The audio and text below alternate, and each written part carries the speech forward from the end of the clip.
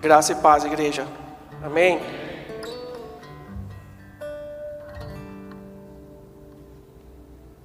Agradeço a Deus por mais essa oportunidade. Agradeço a Deus por podermos estar aqui juntos, reunidos. E o pastor Wagner iniciou o culto falando sobre a graça. Amém? E ele poderia falar sobre qualquer outro assunto, né? Poderia ler um salmo, falar sobre adoração, sobre louvor. Geralmente se abre cultos com uma palavra assim, mas ele começou falando da graça. Como eu não acredito em coincidência, acredito que o Espírito Santo guia o seu povo, guia a sua igreja. Ele agora vai continuar falando a respeito da graça. É a mensagem que nós vamos meditar nessa noite. No seminário eu aprendi que você pode fazer um sermão expositivo de um livro inteiro da Bíblia. Você pode fazer um sermão expositivo de um capítulo inteiro. Você pode fazer um sermão expositivo de um texto, alguns versículos. Você também pode fazer um sermão expositivo de um único versículo da Bíblia. E o sermão dessa noite se baseia num único versículo. Convido você a abrir a sua Bíblia na carta do apóstolo Paulo a Tito, capítulo 2, versículo 11. Tito 2:11. Eu gosto demais desse versículo. Eu leio na tradução Almeida, Revista e Corrigida. A palavra de Deus diz: porque a graça de Deus se manifestou, trazendo salvação a todos os homens. Porque a graça de Deus se manifestou, trazendo salvação a todos os homens. Curve a sua cabeça, feche seus olhos, mantenha a sua Bíblia aberta. Senhor nosso Deus e Pai, te agradecemos por essa oportunidade de estarmos na Tua presença, na Tua casa. Te louvamos, te adoramos. E agora, mais uma vez, estamos diante da Tua palavra, Senhor. Usa a minha vida como instrumento nas Tuas mãos, ó Pai, para falar ao coração da Tua igreja. Não palavras minhas, mas a Tua palavra, que o Teu Espírito Santo fale agora através da minha vida. Eu te louvo e te agradeço no nome santo de Jesus. Amém e amém. Uma leitura descuidada ou superficial desse versículo pode nos impedir de enxergar a profundidade que há nessas palavras do apóstolo Paulo a Tito. Eu diria que toda a mensagem do Evangelho está resumida neste único versículo da palavra de Deus. E este versículo fala de graça, fala de Deus, fala de salvação e fala sobre o homem. Graça, Deus, salvação e o homem. E para que a gente possa se aprofundar nesse versículo, nessa mensagem que há aqui nesse versículo, eu quero falar então desses 4 temas, desses 4 assuntos, dessas quatro coisas que tem aqui nesse versículo. Falar sobre Deus, falar sobre a graça, sobre salvação e sobre o homem. Quando a gente fala do homem, a gente sabe que o homem foi criado à imagem e semelhança de Deus. Nós sabemos que o homem é a principal criação de Deus. Sabemos que Deus criou todas as coisas, mas o homem foi criado à imagem e semelhança de Deus. A palavra de Deus lá em Efésios fala que nós fomos feitos para louvor da glória de Deus. Mas usando da liberdade que lhe foi dada, um dia esse homem resolveu se revoltar contra Deus. Um dia esse homem ele resolveu viver independente de Deus. Ele colocou Deus à parte. Gênesis capítulo 3 narra a história da queda do homem. Mais do que comer o fruto, mais do que desobedecer a Deus, no Éden o homem escolhe viver uma vida separada de Deus. A origem do pecado eu gosto sempre de explicar. Não foi o ato em si. Antes de comer, o homem já havia pecado. A palavra de Deus fala que a mulher olhou o fruto, viu que era bom, desejável aos olhos, e então ela comeu.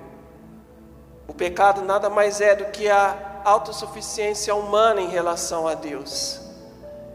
Então, quando o homem colocou Deus à parte da sua vida, da sua existência, ele pecou. E o que veio depois foi consequência do seu pecado. E o pecado então entra no mundo. O homem passa a ter uma natureza caída, pecaminosa, e o seu destino passa a ser a morte. Deus havia dito, a ordem de Deus era: não come, porque do dia que comer, certamente morrerás. A palavra de Deus lá em Romanos vai dizer que o salário do pecado é a morte. Todo homem, todo ser humano, ele nasce destinado ao inferno.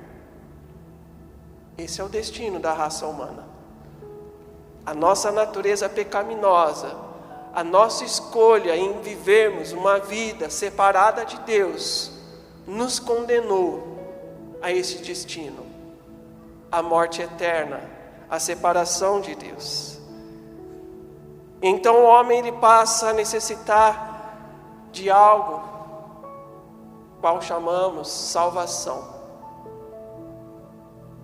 A gente está nesse versículo de Tito 2,11, indo de trás para frente. Eu gosto de analisar esse versículo de trás para frente. Então o homem agora ele passa a necessitar de uma salvação. E o que é a salvação? A gente fala tanto de salvação, mas o que de fato seria a salvação? A salvação era uma mudança de estado, de condenação, em que o pecador se encontra por causa do pecado. Então, quando ele é salvo por Deus, ele muda o seu estado de condenação. Ele passa a ser justificado diante de Deus. Ele passa a não ter mais esse destino, o qual ele nasceu, que é o destino do inferno, da morte eterna. Ele passa a ser salvo. Ele passa a ter uma esperança. É isso que é a salvação na vida do homem. O homem agora, se antes ele tinha direito a uma única coisa, que era a morte eterna, agora ele passa a ter direito à vida. A vida que nós só encontramos em Deus, através dessa salvação maravilhosa. A nossa dívida é algo que eu também sempre gosto de falar, porque às vezes há uma certa confusão em relação a isso. A nossa dívida não era com o diabo, a nossa dívida era com Deus. O Senhor não foi lá, Jesus não foi lá comprar a nossa salvação, a nossa liberdade do diabo. Já vi teatros fazendo essa ilustração. Deus vai lá, pergunta para o diabo: quanto custa? Aí o diabo responde: o seu filho na cruz. A nossa dívida era com Deus. A nossa dívida era com Deus.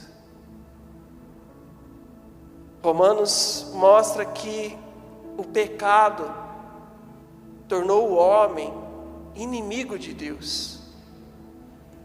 Quando o homem peca, lá no Éden, ele se torna inimigo de Deus.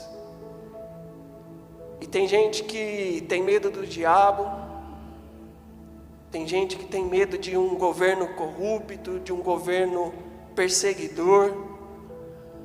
Mas o pior inimigo que o homem pode ter é Deus. É o pior inimigo que alguém pode ter. E o nosso estado de pecado nos colocou nessa condição, nos tornou inimigos de Deus. Essa salvação que o homem tanto precisa, somente Deus pode dar.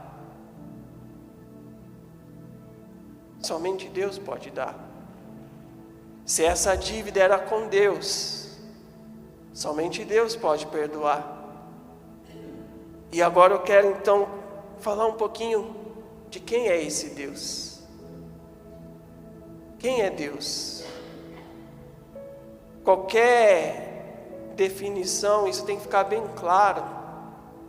Nós somos seres humanos, temos uma mente limitada. E há muitas definições de quem é Deus. Mas nós precisamos ter em mente que nenhuma delas será capaz de expressar em sua totalidade quem é Deus. Eu não quero cometer essa ousadia aqui de tentar definir quem é Deus por completo, mas com base na própria palavra de Deus, eu quero trazer aqui alguns entendimentos, entendendo a nossa limitação de quem é Deus. Um dos nomes que Deus tem e que nos ajuda a entender quem Ele é Yahvé, no hebraico, traduzido para o português como Jeová ou Javé. No hebraico, Yahvé. E esse nome tem um significado: o eterno. O nosso Deus, Ele é eterno. Esse é o seu nome. Essa seria uma definição de quem Ele é. O homem não é eterno, como alguns pensam. Deus é eterno. Porque eterno não é somente aquilo que não tem fim. Eterno é aquilo que não teve um começo. É aquilo que não tem meio e é aquilo que não terá um fim. Somente Deus é eterno. Somente Deus não teve um começo.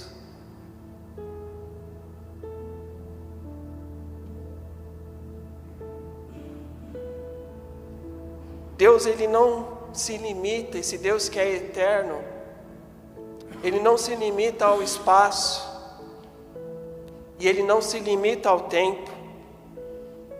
Aliás, o tempo de Deus é diferente do nosso.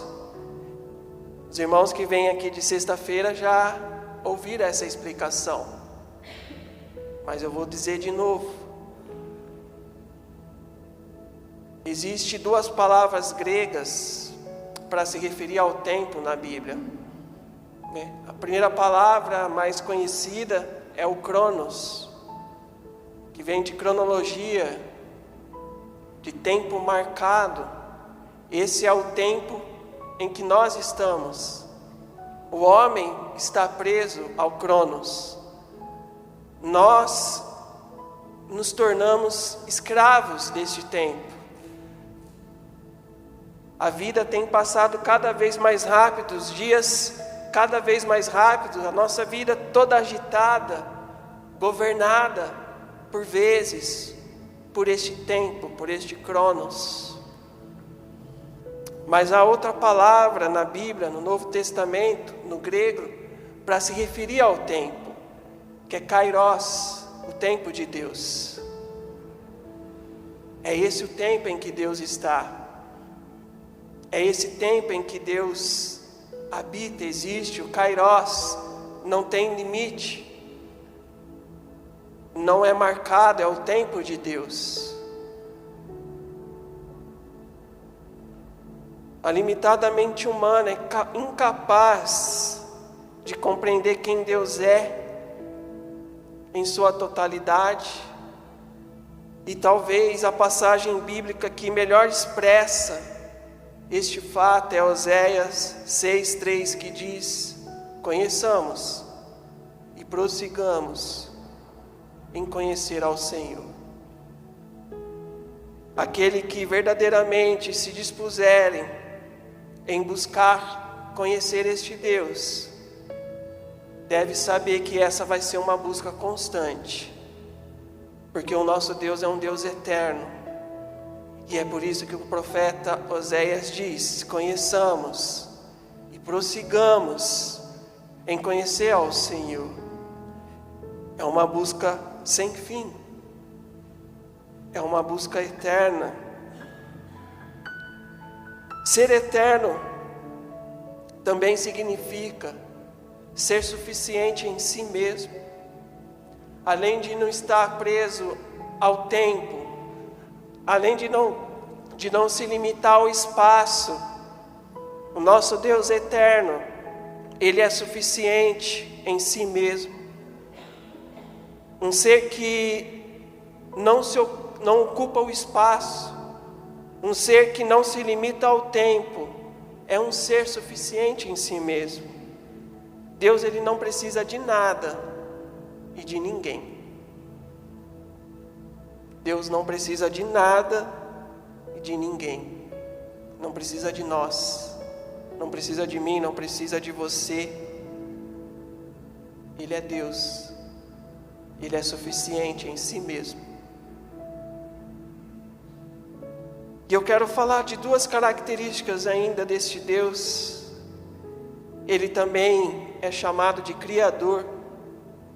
Nós cremos, sabemos que tudo foi criado por Ele. O mundo, o universo, os céus, a terra, eu e você, fomos criados por este Deus. O salmista expressa em Salmos 92: antes que os montes nascessem, ou que tu formastes a terra e o mundo, mesmo de eternidade a eternidade, tu és Deus. Ele era Deus antes de que tudo isso existisse.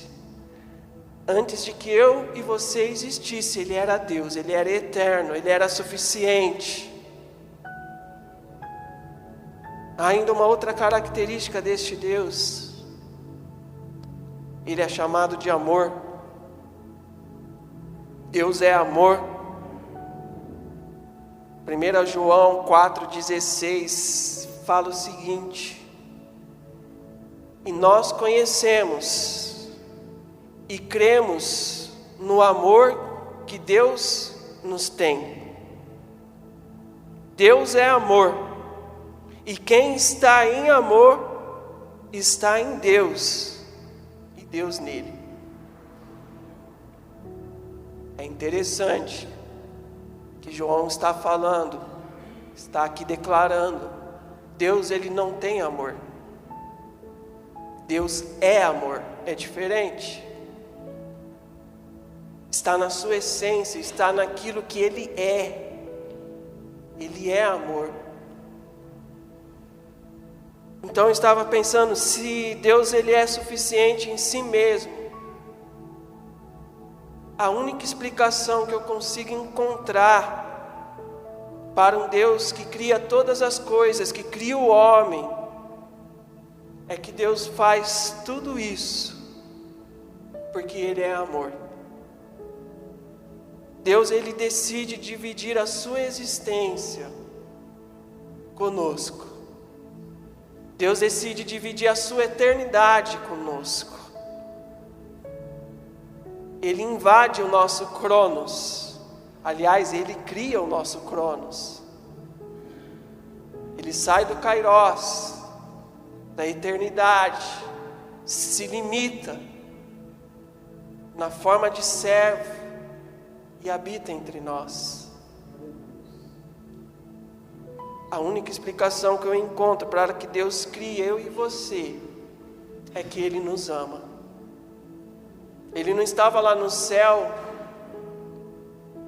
sem nada para fazer, e no momento de tédio Ele fala: vou criar algo, estou sem ter o que fazer, preciso ocupar minha mente. Não, Ele era suficiente, Ele é suficiente.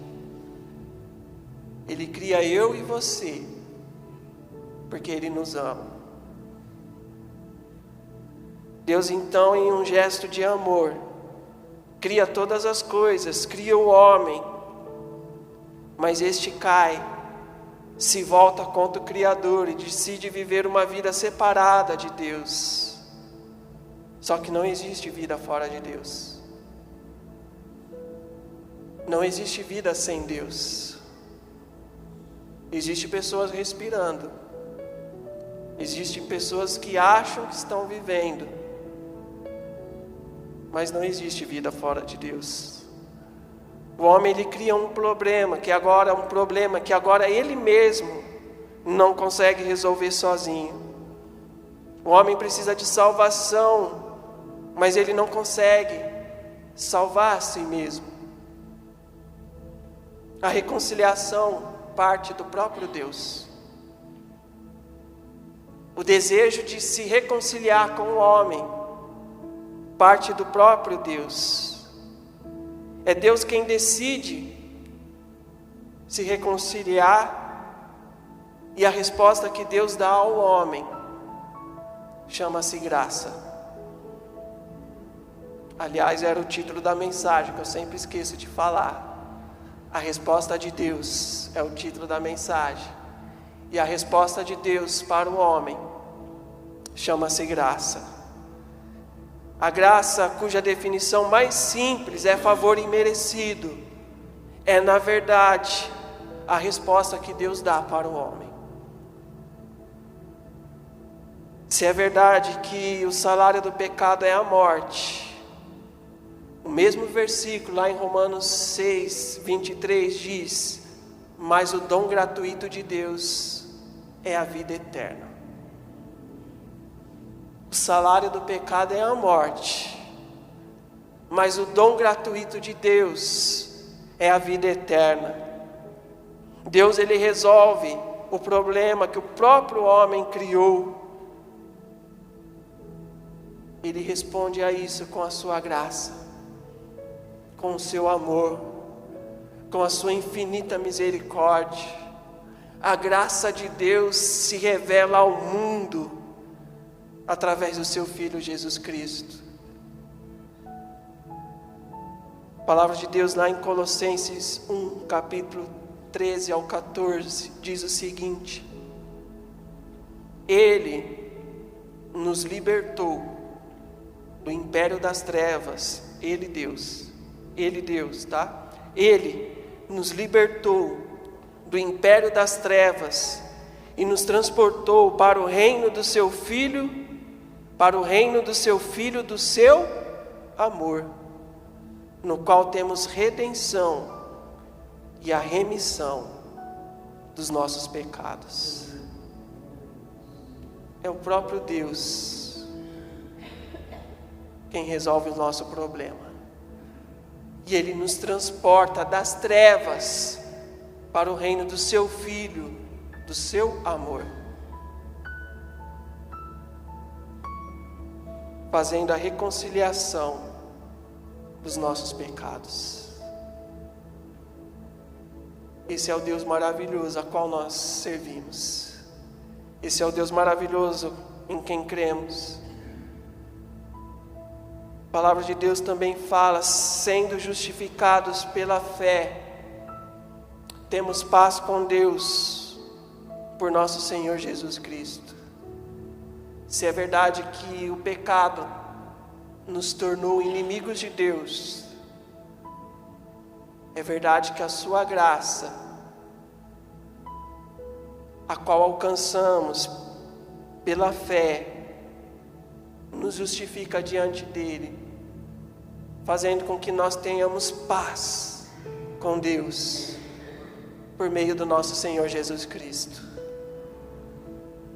Nós temos paz com Deus. Nós fomos justificados e é o próprio Deus quem nos justifica. É a sua graça que nos alcança. É a resposta para a nossa rebelião, para a nossa maldade, para o nosso egocentrismo, para a nossa autossuficiência. A resposta é graça de Deus. Graça de Deus. A graça de Deus nos alcançou, trazendo salvação a nós e a todos os homens. Esse versículo ele sempre deixou uma coisa muito clara para mim. Sempre que eu li esse versículo, eu pensava, olha, está bem claro que todos os homens podem se salvar. Não é verdade? O versículo deixa isso de forma bem clara. A graça de Deus se manifestou trazendo salvação a todos os homens, não a alguns, não aos escolhidos, não aos predestinados, mas ela traz salvação a todos os homens. Mas meditando neste versículo, eu percebi outra coisa muito importante, que na verdade, ao dizer que ela traz essa possibilidade de salvação a todos os homens, a palavra de Deus está também dizendo que todos precisam de salvação, até aquele que acha que não precisa, até aquele que se acha bom em si mesmo, que pratica as boas obras, que tem uma vida corretíssima, honesta. Este também precisa ser alcançado por essa graça, por essa salvação. Todos os homens precisam de salvação. A palavra de Deus diz que todos pecaram e destituídos foram da glória de Deus, da presença de Deus. E conforme eu disse, sem Deus não há vida. Eu te convido a ficar de pé.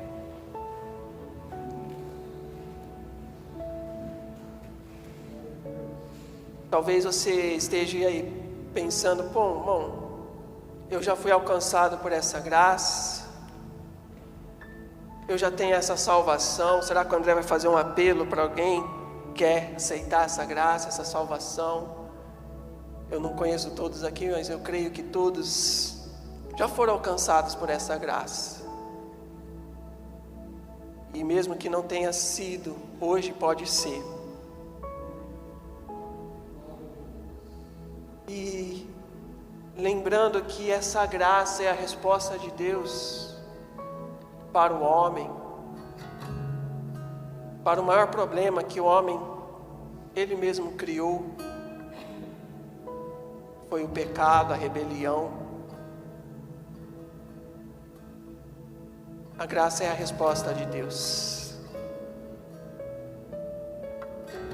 E você foi alcançado por essa graça, amém?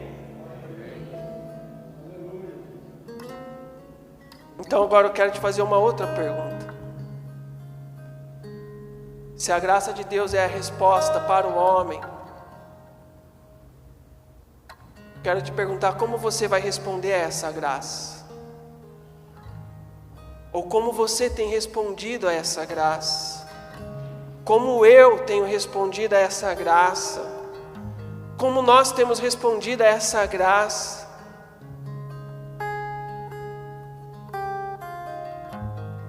Será que temos tido um coração verdadeiramente gratos a Deus? Será que, como o apóstolo João declarou, será que essa graça de Deus, será que esse amor de Deus tem nos constrangido?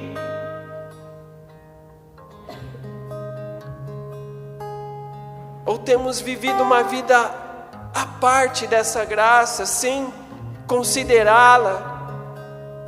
Sem parar para pensar o quão ela é grandiosa nas nossas vidas, o quão a graça de Deus é maravilhosa na nossa vida, porque ela nos alcançou, resolveu o nosso problema, nos deu salvação, nos deu uma nova vida. E como temos respondido a essa graça? Temos respondido a essa graça somente aos domingos.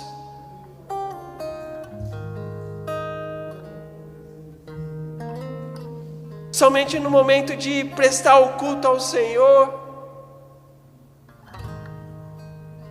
A graça de Deus se manifestou e ela trouxe salvação a mim, a você. Trouxe uma novidade de vida.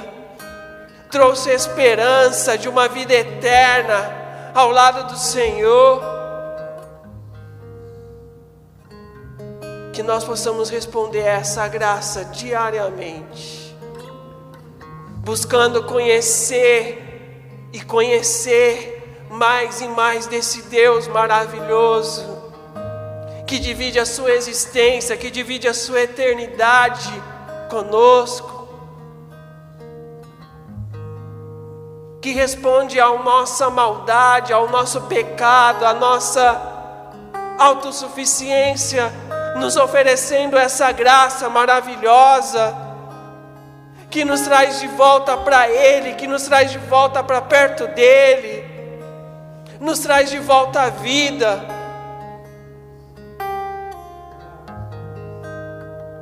E agora nós estamos diante dessa graça. Essa graça nos alcançou. Ah, Senhor, nosso Deus e nosso Pai, obrigado, Senhor, pela Tua infinita graça. Obrigado, Senhor, pela Tua infinita misericórdia.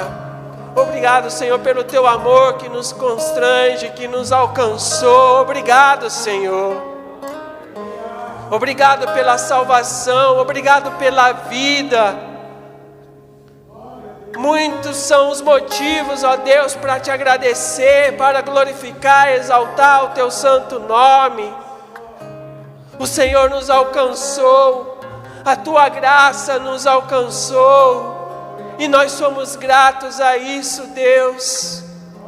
E te pedimos, Senhor, nos ajude a não desprezarmos essa graça maravilhosa. Nos ajude, ó Deus, a não colocarmos à parte das nossas vidas essa graça maravilhosa que nos alcançou. Nos ajude, ó Deus, a não vivermos uma vida negligente, ó Pai, a menosprezar o Teu sacrifício, a menosprezar, ó Deus, o Teu agir nas nossas vidas. O Senhor se fez homem, o Senhor habitou entre nós, o Senhor deu a Sua vida para nós.